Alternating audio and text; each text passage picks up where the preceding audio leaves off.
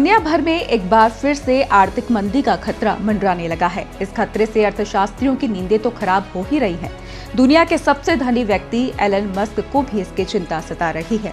Musk समेत कई लोग का मानना है कि दुनिया, खासकर अमेरिका जैसे विकसित देश मंदी की कगार पर खड़े हैं। कई ऐसे फैक्टर हैं जिनसे लग रहा है कि एक बार फिर से ग्लोबल इकोनॉमी का आर्थिक मंदी की चपेट में आना लगभग तय है। आइए जानते हैं कि वे कौन से फैक्टर हैं जिनके कारण दुनिया के ऊपर आर्थिक मंदी का खतरा मंडरा रहा है।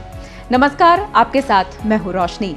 लेकिन उससे पहले हम ये जान लेते हैं कि आर्थिक मंदी यानी रिसेशन क्या बला है।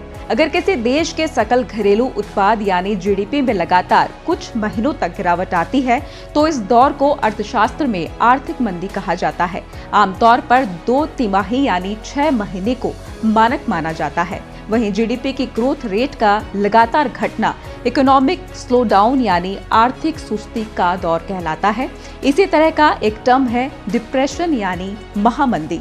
अगर किसी देश की जीडीपी में 10% से ज्यादा गिरावट आती है तो उसे डिप्रेशन कहा जाता है। प्रथम विश्व युद्ध के बाद 1930 के दशक में सबसे भयानक महामंदी आई थी जिसे द ग्रेट डिप्रेशन कहा जाता है। दशकों की सबसे ज्यादा महंगाई बहुत सालों से महंगाई खबरों की सुर्खियां नहीं बन पाई थी, लेकिन अब फिर से पुराना दौर लौट आया है। भारत की बात करें तो बीते महीने थोक महंगाई और खुदरा महंगाई दोनों ही कई साल के हाई लेवल पर पहुंच चुकी है। अप्रैल में सालों बाद थोक महंगाई 15% के पार निकली और नवंबर 1998 के बाद सबसे ज्यादा हो गई है। खुदरा महंगाई पहले ही मई 2014 के बाद के सबसे उच्च स्तर पर है। अप्रैल में अमेरिका में खुदरा महंगाई कुछ कम होकर 8.3% पर आई, लेकिन ये अभी भी कई दशकों के उच्च स्तर पर है। इससे पहले मार्च में अमेरिका में महंगाई की दर 8.5% रही थी, जो बीते 41 साल में सबसे ज्यादा थी।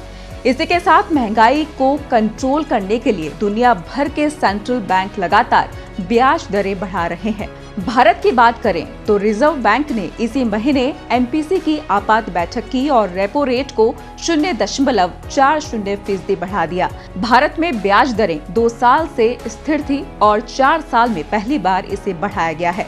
जानकारों की माने तो इस फाइनेंशियल ईयर में अभी रेपो रेट को 1% और बढ़ाया जा सकता है।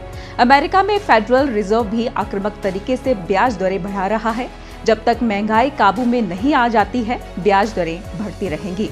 पिछले कुछ महीने से कच्चे तेल के दाम में आग लगी हुई है। ये लगातार $100 प्रति बैरल से ऊपर बना हुआ है।